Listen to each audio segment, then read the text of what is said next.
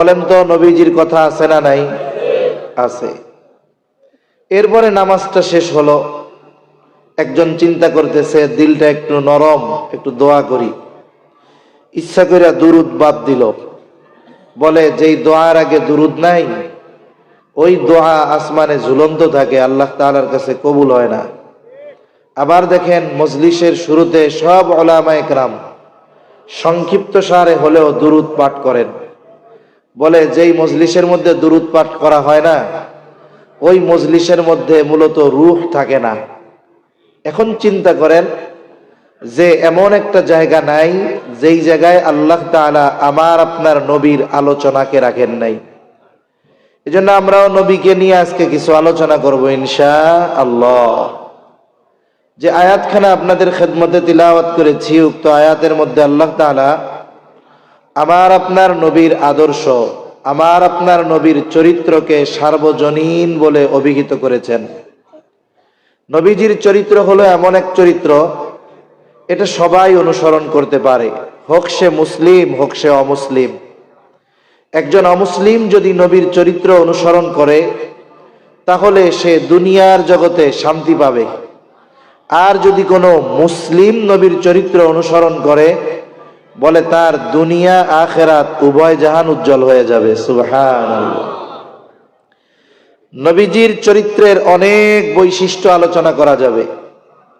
নবীজির উত্তম চরিত্রের বৈশিষ্ট্য সমূহের মধ্যে অন্যতম একটি বৈশিষ্ট্য যে নবীজির এই চরিত্র, মহান চরিত্র, এটা নবুয়তির পরে অর্জিত হয়েছে বিষয়টা এমন নয়, বরং নবুয়তির আগেও আমার আপনার নবীর চরিত্র ছিল উত্তম চরিত্র।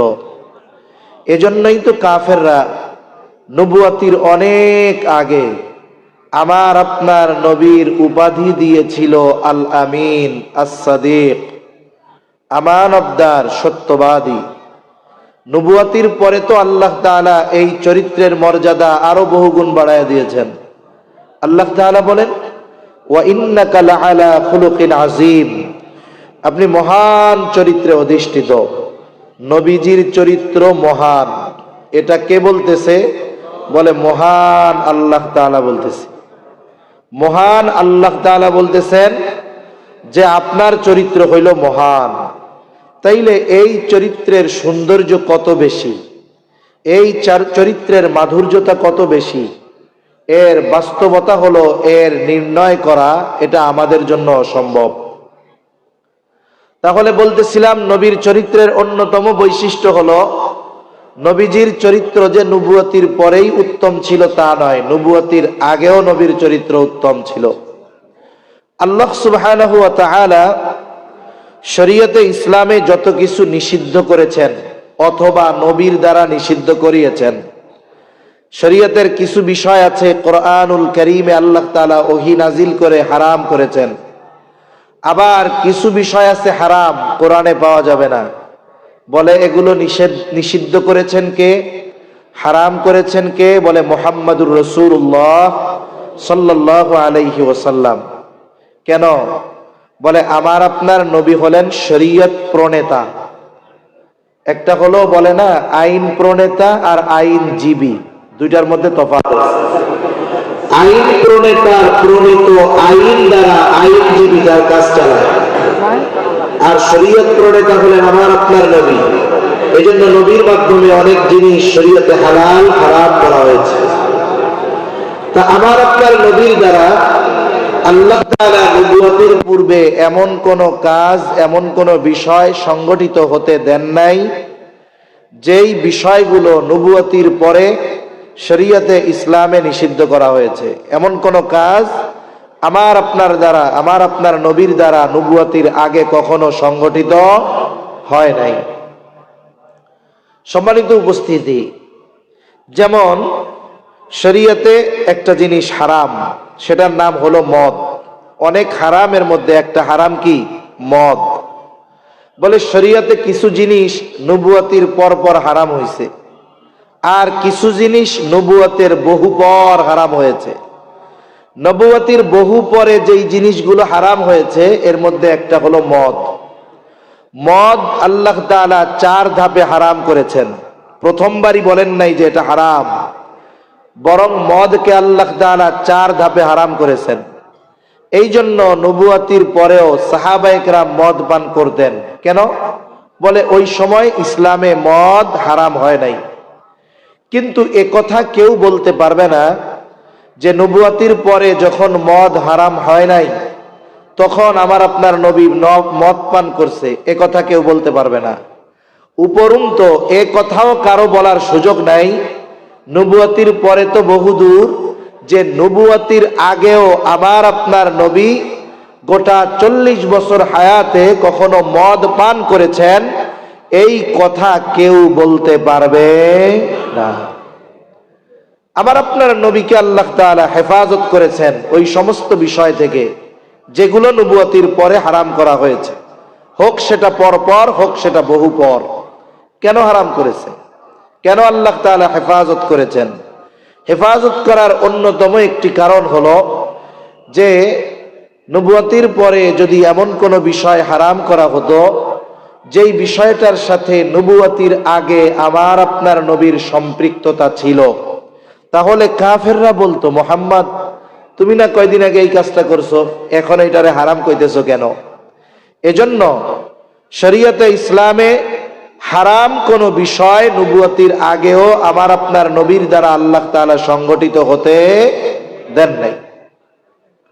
একটা ঘটনা বলি। রাসূল আকরাম সাল্লাল্লাহু আলাইহি ওয়াসাল্লাম তখন বালক। মক্কার মধ্যে বড় একটা বিবাহের অনুষ্ঠান, সবার দাওয়াত। এই বিবাহ অনুষ্ঠানের মূল আকর্ষণ হলো যে রাতের বেলা খাবার দাবারের পরে সারা রাত ব্যাপী নাচ গানের অনুষ্ঠান চলবে।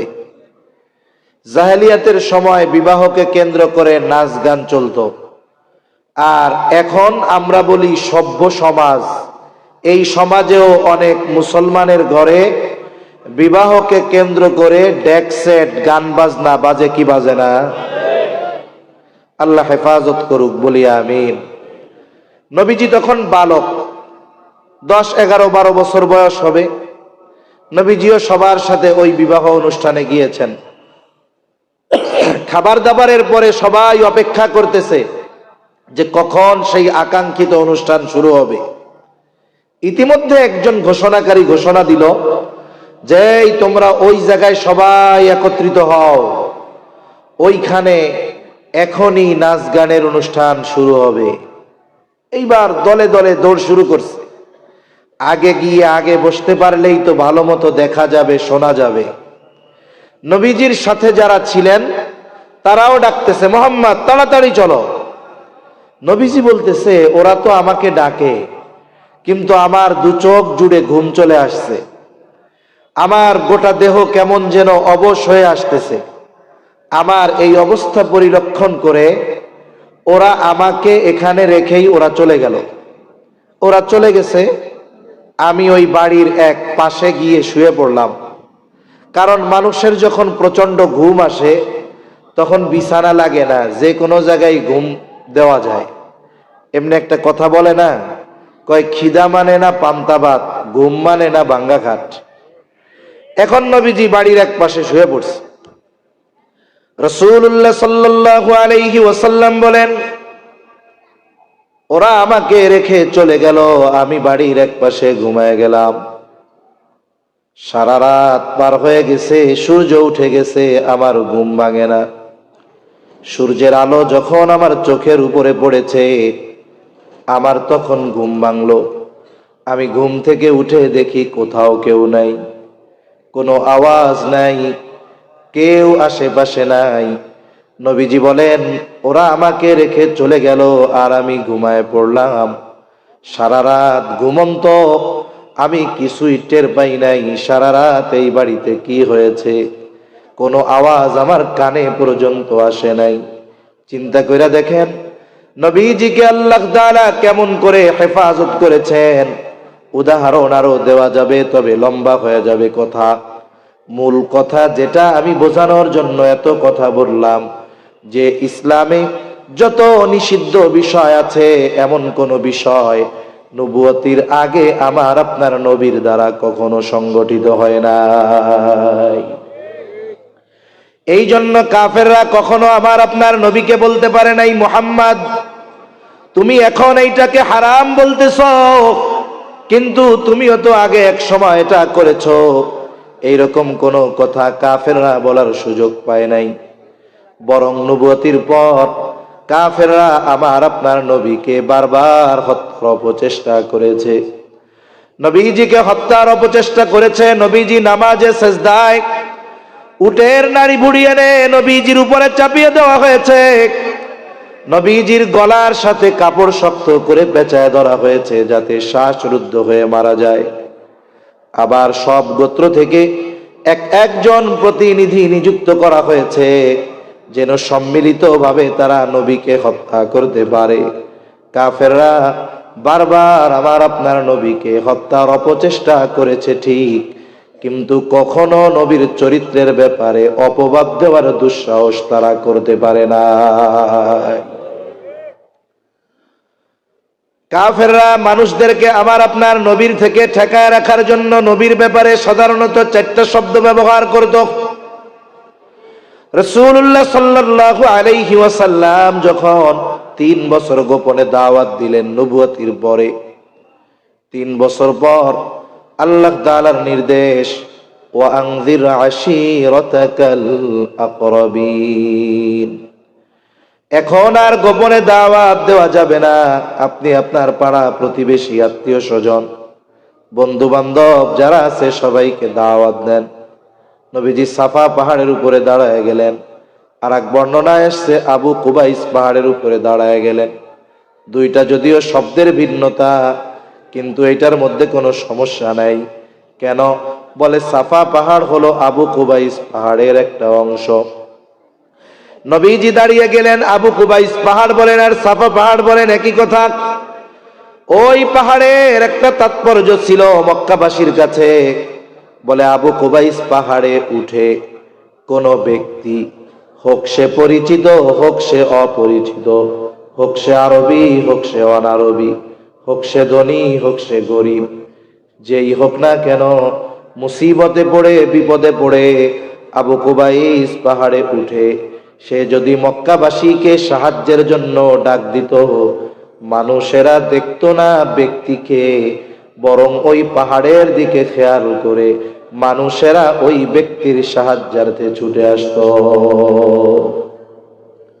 যেখানে একজন সাধারণ মানুষ যদি আহ্বান করে মক্কাবাসী চলে আসে, ওই জায়গায় আজকে ডাক দিয়েছে আল আমিন, দলে দলে সবাই ছুটে এসেছে। বুড়া নাই গুড়া নাই, দুগ্ধপোষ্য শিশুকে নিয়ে মা চলে আসছে, আল আমিন ডেকেছে, ও মুহাম্মদ কেন তুমি আমাদেরকে জমা করেছো, কেন ডেকেছো? নবীজি এইবার বলেন, আমি যদি তোমাদেরকে এই খবর দেই এই পাহাড়ের পেছন দিকে পাদদেশে একদল সৈন্য তোমাদের উপরে আক্রমণ করার জন্য প্রস্তুতি নিচ্ছে, আকুনতুম মুসাদ্দিকিয়া, তোমরা কি আমার এই কথার সত্যায়ন করবা নাকি? তোমরা কি আমার এই কথা বিশ্বাস করবা নাকি? নবীজি সবার দিকে প্রশ্ন ছুড়ে দিলেন। উপস্থিত সকলে সমস্বরে বলে, কেন নয়? ইতিপূর্বে আমরা তোমাকে সত্যবাদী পেয়েছি, তার মানে গোটা 43 বছর বয়সে তুমি আমাদের সাথে কোনো মিথ্যা কথা বলো নাই, আজকে মিথ্যা কথা বলবা, এটা কেমন করে হয়?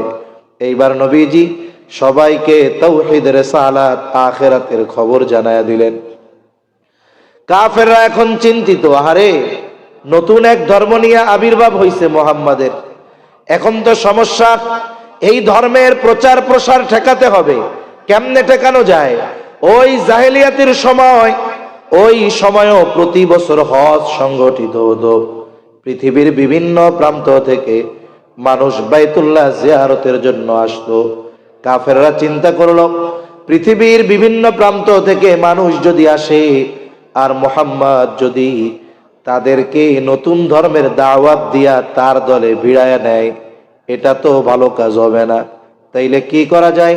বলে যত মানুষ বাইতুল্লাহ জিয়ারতে আসবে, হজে আসবে, সবাইকে সতর্ক করতে হবে কেউ যেন মুহাম্মাদের কাছে না যায়, কেউ যেন মুহাম্মাদের কথা না শুনে। কি করা যায়? এরা পরামর্শ করছে যে মক্কা প্রবেশের যতগুলো রাস্তা আছে প্রত্যেক রাস্তার মুখে তারা প্রতিনিধি দাঁড় করায় দিবে। মনে করেন উত্তর দিকের রাস্তার মাথায় একদল দাঁড় করায় দিবে। ওই পথে যারা আসবে তাদেরকে তারা সতর্ক করবে যে শোনো, মক্কায় একজন লোক আছে, তার নাম হলো মুহাম্মদ, খবরদার, লোকটা কিন্তু পাগল, তোমরা তার দ্বারের কাছেও যাবা না। পূর্ব দিকে রাস্তায় প্রবেশের মাথায় একদল দাঁড় করায় দিয়েছে।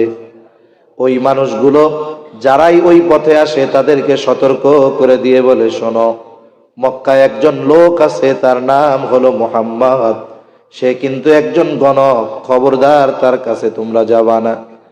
দক্ষিণ দিকে একেবারে প্রবেশের মুখে রাস্তার মুখে একদল দাঁড় করায় দিয়েছে। ওই পথে যারাই আসে তারা ঘোষণা করে তাদেরকে জানায় দেয় শোনো, মক্কা একজন লোক আছে, নাম হলো মুহাম্মদ, খবরদার সে কিন্তু একজন কবি, তার দ্বারের কাছেও তোমরা যাবা না, তার কোনো কথা তোমরা মানবা না। পশ্চিম দিকে প্রবেশের রাস্তার একবারে মুখে একদল লোক দাঁড় করায় দিয়েছে। যারাই ওই পথে আসে সকলকে সতর্ক করে তারা বলে শোনো, মক্কায় একজন লোক আছে মুহাম্মদ, সে কিন্তু জাদুকর, খবরদার তোমরা কেউ তার দ্বারের কাছেও যাবা না। নবীজির ব্যাপারে কাফেররা এই 4টি শব্দ ব্যবহার করত। কি বলতো? বলে জাদুকর, কবি, গণক, পাগল। তবে এই 4টি শব্দ কোন মানুষের চারিত্রিক ত্রুটির কারণ হতে পারে না। এখানে আল্লাহ তাআলার সিস্টেমটা কত সুন্দর। নবীজি গোপনে 3 বছর দাওয়াত দিছেন, মক্কাবাসীও সবাই জানতো না। এরপরে আল্লাহর আদেশে মক্কাবাসী জানলো আমার আপনার নবীর নবুয়তির কথা, কিন্তু শুধু মক্কাবাসী জানে, কিন্তু গোটা দুনিয়ার মানুষ কি জানতো? আরে মুহাম্মদ কে, তারাই তো চিনতো না। আল্লাহ তাআলা বলেন আমার মিডিয়া, আমার মাধ্যম, আমার সিস্টেম কত সুন্দর, দেখ তোরা আমার হাবিব থেকে মানুষদেরকে দূরে সরাবি, তোদের মাধ্যমেই আমি আমার নবীর পরিচিতি সকলের কাছে পৌঁছায়া দিব। সুবহানাল্লাহ। কেউ চিনতো না মুহাম্মদ কে, কিন্তু যখন শহরে ঢুকতেছে গুরুত্ব সহকারে যখন সতর্ক করা হয় মুহাম্মাদের কাছে যাবা না, সবার কানে এক আওয়াজ, মুহাম্মদ মুহাম্মদ মুহাম্মদ সাল্লাল্লাহু আলাইহি ওয়াসাল্লাম। ওরা করছে মানা। মানুষের অভ্যাস কি? বলে আল ইনসানু হারিসুন আলা মা বুনিয়া। মানুষের অভ্যাস হইল ওরে যেটা থেকে মানা করা হয় ওইটা না করা পর্যন্ত ওর আর ভাল লাগে না। এখন মক্কায় ঢুকেছে এক আওয়াজ, শুধু মুহাম্মদ মুহাম্মদ মুহাম্মদ। কোথায় পাওয়া যাবে মুহাম্মদকে? যাইতে মানা করছিল। এবার দলে দলে খোঁজে মুহাম্মদ কোথায়, মুহাম্মদ কোথায়। যাদের জাদু পছন্দ তারা গেছে জাদু দেখার জন্য, যাদের কবিতা পছন্দ তারা গেছে কবিতা শোনার জন্য, যারা গণক দেখায় গেছে গণক দেখার জন্য, কেউ গেছে পাগল দেখার জন্য। কারণ তারা চিন্তা করছে মুহাম্মদ তো ছোট খাটো জাদুকর হবে না, গণক হবে না, কবি হবে না, পাগল হবে না। যদি ছোট খাটো হইতো তাইলে তার ব্যাপারে তো আমাদেরকে সতর্ক করতো না। ওরা করছিল মানা যে মুহাম্মাদের কাছে যায়ও না। আর মক্কায় ঢুকে ওই মানুষগুলো আগে খোঁজে মুহাম্মদ কোথায়। সুবহানাল্লাহ। কেউ গেছে জাদু দেখার জন্য, কেউ কবিতা শোনার জন্য, কেউ গেছে গণক দেখার জন্য, কেউ গেছে পাগল দেখার জন্য। জবান খুলে বলেন তো, আমার আপনার নবী গণক নাকি? আমার আপনার নবী পাগল নাকি? আমার আপনার নবী কবি নাকি? আমার আপনার নবী জাদুকর নাকি? বলে নবী তো এগুলোর কিছুই না, নবীর কাছে তো এগুলো কিছুই নাই। তবে নবীর কাছে একটা জিনিস আছে, সেটা হলো কোরআনুল কারীম। নবীর কাছে যে যায় নবী তারে কোরআন শোনায়া দেয়। এই যে আমাদের দেশে শীতকালীন সময় অনেক কেরাত সম্মেলন হয়, পৃথিবীর বিভিন্ন প্রান্ত থেকে কারি সাহেবরা আইসা কোরআনের তিলাওয়াত শোনায়। কারি সাহেবদের তিলাওয়াত শুনে মানুষ মুগ্ধ হয়ে যায়, ঠিক না? ওই সমস্ত তিলাওয়াতের মজমায় শুধু যে আলেম ওলামা যায় তা না, অনেক মানুষ যায় তেলাওয়াত শুনতে, যে কোরআন 2 শব্দ দেখা পড়তে পারবে না। আবার দেখা যাবে হয়তো অনেক অমুসলিমও যায় তিলাওয়াত শুনতে। অনেকে তিলাওয়াত শুইনা আইসা আবার অভিযোগ করে। কি অভিযোগ করে? আইসা বলে, হুজুর অমুক জায়গায় গেছিলাম আন্তর্জাতিক কেরাত সম্মেলনে, কারি সাহেবরা আসছে, হুজুর কি কমু হুজুর, এগো মুখে একটারও দাড়ি নেই। আইসা কি কয়? কয়েকটারও মুখে দাড়ি নাই, সব শেভ করা হুজুর। আবার সাথে সাথে কি বলে? বলে হুজুর দাড়ি নাই তাতে কি, কোরআন শরীফ হুজুর এমন টান দেয় কলিজাটা কেমন যেন ছিঁড়া চইলা আসে। ঠিক কিনা বলেন? প্রথমে এসে একটু অভিযোগ করে। অভিযোগটা কেন করে? কারণ আমাদের দেশের মানুষেরা নিজের দাড়ি না থাকলেও দাড়ি ছাড়া হুজুর কিন্তু পছন্দ করে না। মনে করেন একজন সকাল বিকাল 3 বার শেভ করে, দাড়ি উঠতেই দেয় না, কিন্তু নামাজি। বসার জায়গা না পেয়ে চলে যাচ্ছে শ্রোতারা।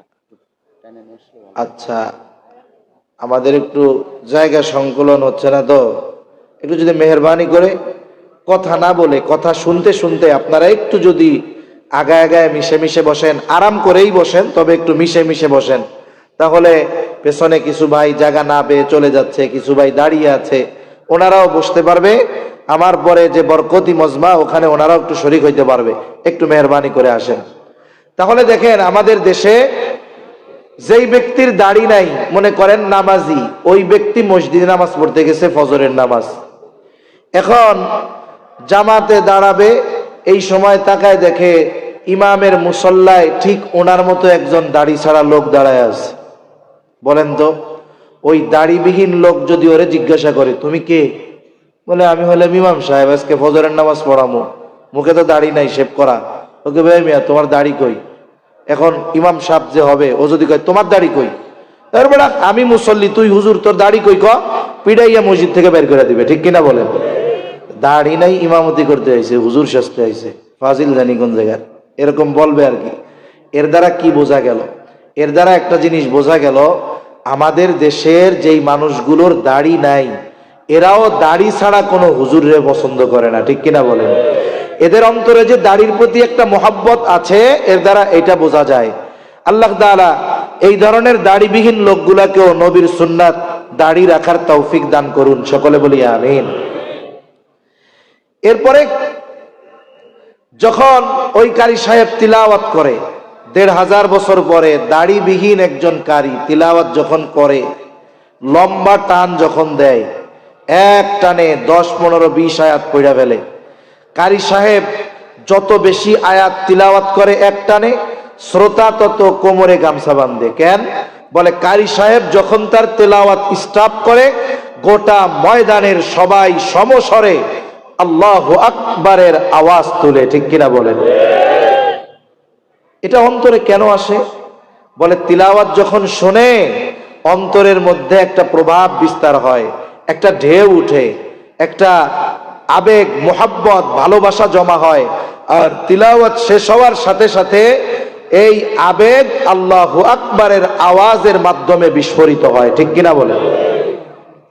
আবার আল্লাহু আকবার কইয়া কিন্তু টঙ্গীর ময়দানে মানুষ মাইরাও ফেলে। কিন্তু এখন তো কি দুঃখের কথা আর বলবো। আসলে মানুষের অবস্থা দিন দিন যা হচ্ছে, অবস্থা যা দেখা যাচ্ছে, মানুষ এখন মানুষ মেরে ফেলাকেও সোয়াবের কাজ মনে করে করতেছে। এই তথাকথিত এতাআতীদের এক আলেম, উনি লিখছে একটা বই, লিখছে না, যারা সাদ সাহেবকে আমির মানবে না এদেরকে হত্যা করা ওয়াজিব। এটা তো সব অনুসারীদের ব্রেনের মধ্যে ঢুকাই দিছে। এই জন্য এরা হাতে তসবিবাদ দিয়া, এখন কিরিস নিয়া, তলোয়ার নিয়া, এই যে টঙ্গীর ময়দানে জোর শেষ হইছে, ইজতেমার জন্য ময়দান তৈরি করা প্রয়োজন। কিছু ওলামা আছে, কিছু তলাবা আছে, কিছু সাধারণ সাথী ভাইরা যে যখন সময় পাচ্ছে, সুযোগ পাচ্ছে, এসে খেদমত করে যাচ্ছে। এই ধরনের মানুষগুলো, নিরহ নিরস্ত্র মানুষগুলো ভোর রাত্রে শুয়ে আছে, কেউ ঘুম, কেউ তাহাজ্জুদ পড়তেছে, অল্প কিছু পাহারা দিচ্ছে। আর এই ফাঁকে সশস্ত্র অবস্থায় দলবদ্ধ হয়ে সংঘবদ্ধ আক্রমণ করে আমাদের সরল মনা নিরহ মুসল্লিদেরকে নৃশংসভাবে হত্যা করেছে ওরা, ঠিক কিনা বলেন? 2018 সালের 1 ডিসেম্বর এই ধরনের এক কাজ একবার তারা করলো। এরপরে মেরে লাশ তুরাগ নদীতে ভাসায় দিছে। চিন্তা করে দেখেন, আসলে এরা কয়দিন আগে একটা বক্তব্য দেখলাম, একজন বলতেছে যে আমাদের সাথী ভাইরা আগে ডাকাত ছিল, সন্ত্রাসী ছিল, অস্ত্রধারী ছিল, এখন আল্লাহর রাস্তায় এসে ভালো হয়ে গেছে, আবার যদি প্রয়োজন হয় আমরা আবার আগের জায়গায় ফিরে যাইতে পারবো, আমরা কিন্তু ভুলা যাই নাই, ওইসব আমরা পারবো। তার মানে বোঝা গেল এতদিনের দাওয়াতি মেহনতে ওদের চরিত্রের কোনো পরিবর্তন হয় নাই, চরিত্রের পরিবর্তন হয় নাই। যদি হইতো এই ধরনের সন্ত্রাসীর মতো কথা এদের মুখ দিয়ে বের হতো না। আজকে নয়া দিগন্তের একটা রিপোর্ট যদি কেউ পড়ে থাকেন জেনে থাকবেন যে এই ইন্ধন, এই ইজতেমাকে কেন্দ্র করে বিশৃঙ্খলা সৃষ্টির যেই ষড়যন্ত্র, এটার গোড়া কিন্তু বাংলাদেশে না, এটার গোড়া কিন্তু পাশের দেশে, ঠিক কিনা বলেন? এজন্য মনে রাখতে হবে, এটাকে কেন্দ্র করে বাংলাদেশে বিশৃঙ্খলা সৃষ্টি করার অপচেষ্টা এই জালেমগুলা চালাচ্ছে। এদের চেহারা উন্মোচিত হয়ে গেছে, এখন আর মানুষকে বোঝানো লাগবে না। চিন্তা করে দেখেন, একটা মানুষ সর্বপ্রথম যেই ভাই শহীদ হলেন, কেমন করে তার পেটের মধ্যে নাকি ছুরি ঢুকাইয়া আবার মুড়াইছে। একজন দিনদার মানুষ, এর দ্বারা এই ধরনের কাজ কেমনে হয়? আরে আমরা হুজুররা, আমি আমাদের সমালোচনাই করতেছি, সবাই তো আর সেম না, সবার ভাষা তো আর নরম না, কেউ আছে একটু জজবাওয়ালা, ঠিক কিনা বলেন? বলেন তো, ওলামায়ে কেরাম যতই হুমকি ধামকি দিক, কিন্তু কখনো কারো গায়ে আঘাত করছে নাকি? কিন্তু এরা দেখেন ঠান্ডা মাথায় থেকে এরা প্রশাসনকে উপেক্ষা করে, উপদেষ্টা মণ্ডলীকে উপেক্ষা করে, বৈষম্য বিরোধী ছাত্র আন্দোলন যারা করেছে এদের পরামর্শকে উপেক্ষা করে, রাষ্ট্রকে বৃদ্ধাঙ্গুল দেখিয়ে ওই রাত্রে টঙ্গীর ইজতেমার ময়দানে নিরহ নিরস্ত্র মুসল্লিদের উপরে হামলা করার মাধ্যমে এরা নিজেদের পরিপূর্ণ পরিচয় প্রকাশ করে দিয়েছে যে এদের হাতে দাওয়াত ও তাবলীগ কখনো নিরাপদ হতে পারে না। যারা মানুষকে হত্যা করতে পিছু হটে না, এদের অবস্থাটা কি চিন্তা করছেন? এদের অবস্থা কি চিন্তা করেছেন? 5 নভেম্বর যখন ঐতিহাসিক সরোয়ার্দী ময়দানে ওলামায়ে কেরামের আহ্বানে সাধারণ মানুষ, ছাত্র জনতা, তাবলীগের সাথী ভাইয়েরা সবাই যখন একত্রিত হয়েছে, ওইখান থেকে আলটিমেটাম দেওয়া হয়েছে যে এইবারের ইজতেমা 2 পর্ব শোরাই নিজামে ওলামায়ে কেরামের তত্ত্বাবধানেই হবে। এই ঘোষণা দেওয়া হয়েছিল কি হয়েছিল না? এরপরে দেখেন, রাষ্ট্রের পক্ষ থেকে উপদেষ্টা মণ্ডলী, ধর্ম উপদেষ্টা সহ, স্বরাষ্ট্র উপদেষ্টা সহ ওলামায়ে কেরামের কাছে তারা গিয়েছেন। তারা বলেছেন যে দেখেন, আপনারা পারবেন, হকের উপরে আছেন, ঠিক আছে, কিন্তু রাষ্ট্রের এই সার্বিক পরিস্থিতির দিক বিবেচনা করে আপনাদের কাছে অনুরোধ থাকবে যে আপনারা বিগত সময়গুলোতে যেভাবে চলে আসতেছে এভাবেই এবার চালায়া দেন। তার মানে প্রথম পর্ব মাঠ আপনারা প্রস্তুত করবেন, আপনারা প্রথম পর্ব করবেন, এরপরে তারা দ্বিতীয় পর্ব করবে। দেখেন, ওলামায়ে কেরাম প্রশাসনের প্রতি সম্মান দেখিয়ে, রাষ্ট্রের প্রতি সম্মান দেখিয়ে, উপদেষ্টা মণ্ডলীর প্রতি সম্মান দেখিয়ে ওই রকম এক মজমায় আলটিমেটাম দেওয়ার পরেও শুধুমাত্র বৃহৎ স্বার্থের কথা চিন্তা করে, রাষ্ট্রকে সম্মান দেখিয়ে, আইনকে সম্মান দেখিয়ে তারা ওই আলটিমেটাম থেকে ফিরে এসে মেনে নিয়েছে যে ঠিক আছে, এক পর্ব আমরা করব, পরের পর্ব তারা করবে, তবে আগের মতোই ওই স্বঘোষিত আমির বাংলাদেশে আসতে পারবে না। তারা বলছে ঠিক আছে, ওলামায়ে কেরাম মেনে নিয়েছে। মনে রাখবেন, এই বিষয়টাকে কেন্দ্র করে আমাদের ওই দলের কিছু লোক ভাইয়েরা ওনারা প্রচার শুরু করছে যে দেখো হুজুররা ওলামায়ে কেরাম বা শুরাই নিজামের সাথী যারা, এরা ভয় পেয়ে গেছে। কথা বুঝেন নাই? এজন্যই তো 2 পর্বে করার কথা 1 পর্বে কি ফিরে গেছে। মনে রাখবেন, উদারতাকে কখনো দুর্বলতা ভাবতে হয় না। আপনারা উদারতাকে দুর্বলতা ভেবেছেন, আপনারা উদারতাকে দুর্বলতা ভেবে আপনারা সবার মতামতকে উপেক্ষা করে যাদেরকে ব্যবহার করে আপনারা সাদ কান্দলবিকে আনার অপচেষ্টা করেছিলেন, তাদের সাথেও বেঈমানি করেছেন, প্রশাসনের সাথে বেঈমানি করেছেন, রাষ্ট্রের সাথে বেঈমানি করেছেন, এবং আপনাদের মুখোশ এ বাংলাদেশের 18 কোটি মানুষের সামনে উন্মোচিত হয়ে গেছে। কথা একটাই, এদেশে যদি এখন থেকে তাবলীগের কাজ চলে, শুরাই নিজামে উলামায়ে কেরামের তত্ত্বাবধানেই চলবে। সেজন্য আপনারাই আমাদেরকে বাঁকা হওয়ার জন্য উৎসাহ প্রদান করেছেন, কিন্তু আমরা আপনাদের মাথায় হাত দিব না, মাথায় লাঠি দিব না, কারণ আপনাদের আচরণ প্রশাসন দেখে ফেলেছে, রাষ্ট্রের মানুষ দেখেছে, আমাদের কিছু বলা লাগবে না। এখন আপনাদের সাইজ করার জন্য ওরাই যথেষ্ট, ঠিক কিনা বলেন? সাথে সাথে ওই 18 সালের 1 ডিসেম্বর এইরকম নেক্কারজনক ঘটনা ঘটানোর পরেও উলামায়ে কেরাম তাদের সাথে আলোচনা করে স্বাভাবিক কোনো মামলা টামলা না করে একটা ফয়সালা সমঝোতার মধ্যে গিয়েছিল, ক্ষমা করে দিয়েছিল। কিন্তু সহজ বিষয় হলো আপনারা আপনাদের চরিত্র পরিবর্তন করতে পারলেন না। এবার আর আমাদের কিছু করার নাই। ইতিমধ্যে যেই মানুষগুলো সরল মনা সাধারণ মানুষদেরকে উস্কানি দিয়ে এই ধরনের হত্যাকাণ্ড সংগঠিত করিয়েছে, এই ধরনের মাথা মাথা যেই জালেমগুলো আছে, এদের বিরুদ্ধে মামলা হয়েছে। মামলা হলে শুধু হবে না, আমরা এই হত্যাকারীদের হত্যার বিপরীতে তাদের সর্বোচ্চ শাস্তি কামনা করছি, ঠিক কিনা? এদেশে তাবলীগের ইতিহাস যদি বলা হয়, এদেশে তাবলীগ কোনো আওয়ামের হাত ধরে আসে নাই, এদেশে তাবলীগ কোনো ইঞ্জিনিয়ার ডাক্তারের হাত ধরে আসে নাই।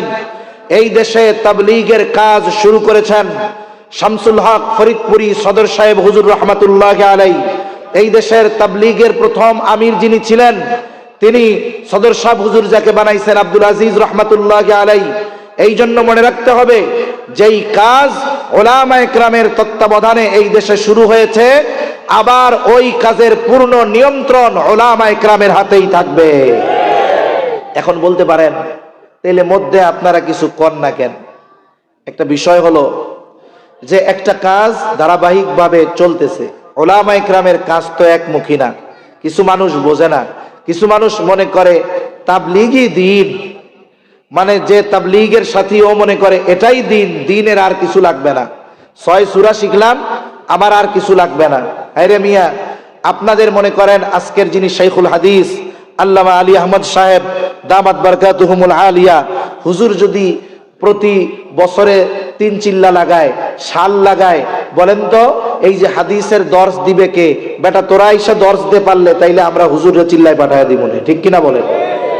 কিন্তু তোরা তো 6 সূরার বেশি পারস না, তোরা 6 সূরার মাদ্রাসা খোলা শুরু করছস। এখন এই হাদিসের দর্স দিবে কে? মাদ্রাসাগুলোর দেখাশোনা করবে কে? কোরআনে ছাত্রদেরকে পড়াবে কে? ফিকহ মাসআলাগুলো মানুষের সামনে সমস্যা সমাধানগুলো করবে কারা? এজন্য উলামায়ে কেরাম চিন্তা করতেছে, দাওয়াত ও তাবলীগের মেহনত এটা দ্বীনের একটা ছোট্ট শাখা, এখানে আমাদের কিছু দিনদার ভাই যথাযথভাবে দায়িত্ব নিয়ে পরিচালিত করতেছে, করুক না, অসুবিধা কি? আমরা তাদের এই কর্মকে রেসপেক্ট করে এত সম্মান মর্যাদা দিয়েছি। এ বাংলাদেশের হাজারো হাজারো খতিব জুমার দিন যখন দাওয়াত ও তাবলীগের সাথীরা কোন মসজিদে থেকেছে, অনেক মসজিদের বড় বড় খতিব মেম্বারের নিচে বসে জেনারেল শিক্ষিত একজনকে মেম্বারে বসায়া বয়ান করা হয়েছে, ঠিক কিনা বলেন? এই যে রেসপেক্ট, এটা আমার মনে হয় একটু বেশি করা হয়ে গেছিল। কারণ ও যখন ওই জায়গায় বসছে তখন চিন্তা করছে, তাহলে আমিও তো এই জায়গায় বসার যোগ্য, হুজুর যেহেতু এই জায়গায় বসতে পারে, আমিও যেহেতু বসতে পারি, তাইলে আমার আর হুজুরের মধ্যে পার্থক্য কি আছে? এই বিষয়টাই খেয়ে দিছে, এটাই সমস্যা। এজন্য উলামায়ে কেরাম যখন দেখছে যে এই কাজ যারা করতেছে এদের পদ্ধতি, কথাবার্তা, কর্ম লাইনচ্যুত হয়ে যাচ্ছে, তখনই আবার উলামায়ে কেরাম এটাকে সঠিক পথে ফিরিয়ে আনার জন্য মেহনত করতেছে, ঠিক কিনা বলেন? এখানে উলামায়ে কেরামের কোনো পদ পদবীর দরকার নাই। এখানে গেলে ব্যবসা বাণিজ্য হয়, বিষয়টাও তো এমন না। আরে মাহফিলে আসছি, এই কাজের পরে আমি যাওয়ার সময় হয়তো ওনারা আমাকে হাদিয়া দিবে, কথার কথা গাড়ি ভাড়া দিবে, কিন্তু বলেন তো দাওয়াতের মেহনতে যখন আমরা আগে ছাত্র জামানায় গেছি, এখানে আমরা যখন যাইতাম আমাদেরকে তো কেউ টাকা দিত না, বরং এই কাজের দায়িত্ব নিলে পকেট থেকে আরো পয়সা খরচ করা লাগে, ঠিক কিনা বলেন? তাইলে যেখানে পয়সা খরচ করা লাগে উলামায়ে কেরাম সেই দায়িত্ব কেন নিতে চায়? বলে তোমরা যখন এই দায়িত্ব পালনে ব্যর্থ হচ্ছ, কোরআন সুন্নাহর অপব্যাখ্যা করতেছ, উলামা বিদ্বেষ, আলেমদের বিদ্বেষ মানুষের অন্তরের মধ্যে ঢুকিয়ে দিচ্ছ, তোমাদের এই অপকর্ম দমন করার জন্যই উলামায়ে কেরাম ময়দানে নামতে বাধ্য হচ্ছে। নাইলে তোমরা আগের গতিতে চললে ওই শাখা নিয়ে তোমরা কাজ করতে, আমাদের তো অসুবিধা ছিল না। তো সম্মানিত উপস্থিতি, এক কথার থেকে আর এক দিকে চলে গেলাম। কোন জায়গার থেকে জানি দাওয়াত ও তাবলীগের কথায় গেছি, কারি সাহেবের তিলাওয়াত থেকে। যে দেখেন যে নারায়ে তাকবীরের ধ্বনি দিয়া মানুষ তখন তার অন্তরের মধ্যে তিলাওয়াত শুনে যেই আবেগ আসে, এই আবেগের বিস্ফোরণ ঘটে তাকবীরের মাধ্যমে। আর বলতেছিলাম যে কিছু ভাই ওই রাত্রের কিছু ভিডিও আমার কাছে আছে আর কি, তসবিহ পড়তে পড়তে মারতেছে, তাকবীর বলতে বলতে আর এক মুসলমান ভাইকে মারতেছে। আমি শুনেছি, এটা একজন ভাই বললেন, আমি কোনো অথেন্টিক সোর্স পাই নাই। উনি বলতেছে যে মারতেছে যখন, তখন নাকি এই রকম কথা ওরা বলতেছে যে শোন, এরা হলো উলামায়ে সু, এদেরকে মারলেই আমাদের সওয়াব। এখন আমি একটা কথা বলি, আমি তো মুফতি সাহেব না, একটু চিন্তা করেন। এখন একজনকে যদি কেউ মারতে চায় বা মারে, আল্লাহর নবী বলেন সিবাবুল মুমিনি ফুসুক ওয়া কিতালুহু কুফর। নবীজি সাল্লাল্লাহু আলাইহি ওয়াসাল্লাম বলেন মুমিনকে গালি দেওয়া ফাসিকি, কবিরা গুনাহ, আর হত্যা করা বলে এটা কুফরি। এখন বলেন একজন মুমিনকে যদি কেউ মারতে যায়, এটা বড় ধরনের গুনাহ নয় কি? একে তো মারতেছে, আবার ওই মারাটাকে সওয়াবের কাজ মনে করে মারতেছে। আমার সন্দেহ হয় এদের তো ঈমান থাকার কথা না। আরে ভাই, নামাজ ফরজ, নামাজ পড়া কি? একজন নামাজ পড়ে না, সে কবিরা গুনাহ করতেছে। কিন্তু কেউ যদি নামাজের ফরজিয়াতকে অস্বীকার করে, ঈমান থাকবে? তাহলে একজন গুনার কাজ করে, এই গুনার কাজটাকে গুনাহ মনে করে করলে তো একটা বিষয় ছিল, কিন্তু এই গুনার কাজটাকে যখন ফজিলতের কাজ, সওয়াবের কাজ, নেকের কাজ করে করতেছে, তার ঈমান থাকে কেমনে? আমার তো বুঝে আসে না। আল্লাহ সকলকে সঠিক বুঝ দান করুক, বলি আমিন। তাহলে নবীজির কাছে আছে কোরআন, ১৫০০ বছর পরে একজন মানুষের জবানে যদি কোরআন তিলাওয়াত শুনে মানুষের অন্তরে এতটা প্রভাব বিস্তার হয়, তাহলে স্বয়ং আল্লাহ তাআলা কোরআন যার উপরে নাজিল করেছেন, তিনি যখন তার জবানে কোরআন তিলাওয়াত করতেন, ওই তিলাওয়াতের প্রভাব মানুষের অন্তরে কতটা বিস্তার সৃষ্টি করতো এটা বলা অসম্ভব। এই জন্য মানুষগুলা যাইতো জাদু দেখার জন্য, মানুষগুলা যাইতো কবিতা শোনার জন্য। নবীজি শোনায় দিতেন কোরআন, কোরআন শুনে ওই মানুষগুলো তাদের অন্তরে ঈমানের নূর প্রজ্বলিত করে বাড়িতে ফিরত। তাহলে যে কথার থেকে গেলাম, মূলত কাফেররা আমার আপনার নবীজির চারিত্রিক ব্যাপারে অপবাদ দেওয়ার দুঃসাহস করে নাই। কিন্তু আফসোস, ১৫০০ বছর পরে মুসলমানের ঘরে জন্ম নিয়ে অনেক ইসলাম বিদ্বেষী আছে, যারা আমার আপনার নবীজির চরিত্রের ব্যাপারে অপবাদ দেওয়ার দুঃসাহস করে। মনে রাখতে হবে, এই পৃথিবীতে যত মুসলমান আছে, যার অন্তরে ন্যূনতম ঈমান আছে, সারা পৃথিবীর ওই মুসলিম ব্যতীত বাকি সবাই যদি সম্মিলিতভাবে আমার আপনার নবীর চরিত্রের ব্যাপারে অপবাদ দেওয়ার দুঃসাহস করে, বলেন তো এই অপবাদ আমরা কেউ বিশ্বাস করব? অথবা ওই ব্যাপারে কারোর অন্তরে কোনো সংশয় সন্দেহ আসবে? নবীর চরিত্র এরকম, নবীর চরিত্রের ব্যাপারে যদি অপবাদ দাও, তাহলে ইমানদারের সুপ্ত ঈমান তপ্ত হয়ে ওঠে। এজন্য আমরা দেখি যখন কোন জালেম নবীর চরিত্রের ব্যাপারে অপবাদ দেওয়ার দুঃসাহস করে, আমরা দেখি যে অনেক ক্ষেত্রে এমনটা হয় যে আমার এক যুবক ভাই, তার মুখে দাড়ি নাই, হয়তো ঠিকমতো নামাজ পড়ে না, কিন্তু হৃদয়ের গহীন কোণে নবীর জন্য একটু মোহাব্বত আছে, ঈমানের বাতিটা নিভু নিভু করে জ্বলতেছে, ওই যুবকটাও যখন কেউ নবীর ব্যাপারে অপবাদ দেওয়ার দুঃসাহস করে, প্রতিবাদ করার জন্য ময়দানে নেমে আসে, জীবন দেওয়ার জন্য সর্ব অগ্রে তাকে দেখা যায়। ঠিক কিনা বলে? শুধু তাই না, তখন ওই যুবকটার অন্তরেও এই বিষয়টা আসে, ওই জালেমকে যদি আমি সামনে পেতাম, পাড়া দিয়ে, গলা পাড়া দিয়ে, জিহ্বা বের করে টান দিয়ে ছিঁড়ে ফেলতাম। ঠিক কিনা বলে?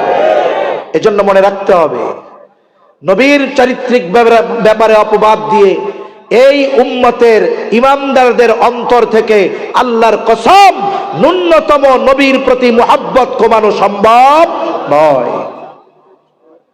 এই জন্য মুসলমান ভাইরা, কাফেররা অনেক কিছু আমার আপনার নবীর চরিত্রের ব্যাপারে বলতে চায়, বলে থাকে, কিন্তু আমার আপনার নবীর চরিত্র হলো পূত পবিত্র চরিত্র। এই চরিত্রের সত্যায়ন আল্লাহ তাআলা করেছেন। আল্লাহ তাআলা বলেন, ওয়া ইন্নাকা লাআলা খুলুকিন আযীম, আপনি মহান চরিত্রে অধিষ্ঠিত। নবীর চরিত্রে মুগ্ধ হয়ে কাফেররা আমার আপনার নবীর উপাধি দিয়েছে আল আমিন আস-সাদিক। গোটা হায়াতে আমার আপনার নবী একটা মিথ্যা কথাও বলেন নাই, আমার আপনার নবী ঘুরায় ফেরাও মিথ্যা কথা বলেন নাই। কেমন সুন্দর চরিত্র নবীজির! কাফেররা অনেক বিষয়কে সামনে এনে নবীর চরিত্রের ব্যাপারে অপবাদ দেওয়ার দুঃসাহস করেছে। নবীর ব্যাপারে ইসলাম বিদ্বেষীরা অনেক প্রশ্ন তুলেছে, তবে সবগুলো বলার মতো সময় সুযোগ আমার হাতে নাই। দুই একটা বলে আমি আলোচনা শেষ করে দেই। দেখেন, নবীর চরিত্রের ব্যাপারে অপবাদ দিতে গিয়ে ইসলাম বিদ্বেষীরা একটা কথা বলতো, বলে কি, কাফেররাও সেটা বলতো, বলে কি কথা? বলে নবী নাকি তার পুত্রবধূকে বিবাহ করেছে। নাউজুবিল্লাহ বলেন।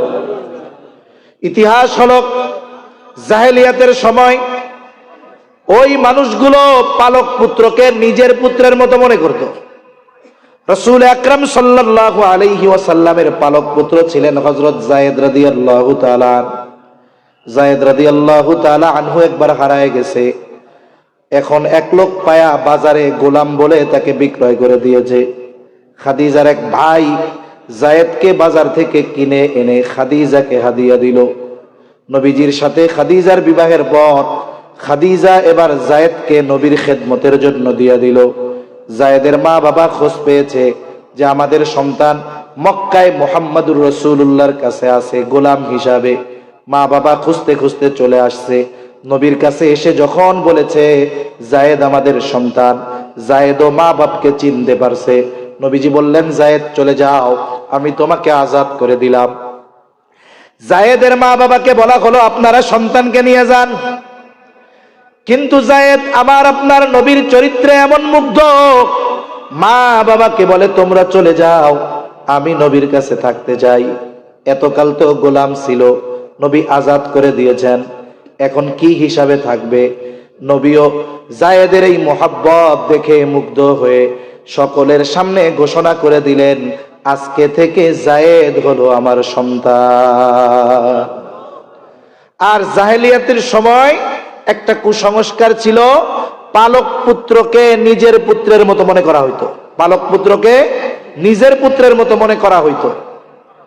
আল্লাহ তাআলা মূলত চাইলেন এই কুসংস্কারের মূলোৎপাটন আমার আপনার নবীর মাধ্যমে করবেন, এটা আল্লাহ তাআলার ইচ্ছা।